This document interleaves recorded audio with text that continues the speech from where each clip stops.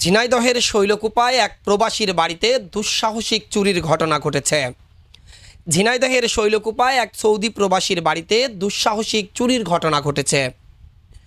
শৈলকুপা পৌর এলাকার ৮ নম্বর ওয়ার্ডের কবিরপুর পশ্চিম পাড়ায় সৌদি প্রবাসী রাজুর বাড়িতে এই ঘটনা ঘটে। পরিবারের দাবি, চোরের দল বাড়ি থেকে একটি টেলিভিশন, 2টি রুলি, 2 জোড়া কানের দুল, একটি নেকলেস সহ প্রায় 5 ভরি স্বর্ণলঙ্কার এবং 4 ভরি ওজনের রূপার গহনা চুরি করে নিয়ে যায়। চুরি হওয়া এসব মালামালের আনুমানিক মূল্য প্রায় 15 লক্ষ টাকা বলে দাবি করেছেন রাজুর স্ত্রী সোনিয়া বেগম। সোনিয়া বেগম বলেন, গত 23 আগস্ট রোববার মায়ের অসুস্থতার খবর পেয়ে তিনি ইবি থানার মধুপুর এলাকায় বাবার বাড়িতে বেড়াতে যায়।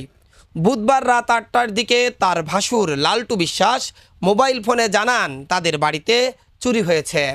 পরে রাত 9:30টার দিকে বাড়িতে এসে দেখেন ঘরের সব কিছু এলোমেলো অবস্থায় পড়ে আছে।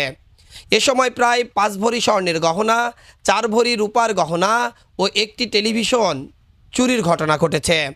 এতে প্রায় তার 15 লক্ষ টাকার ক্ষতি হয়েছে।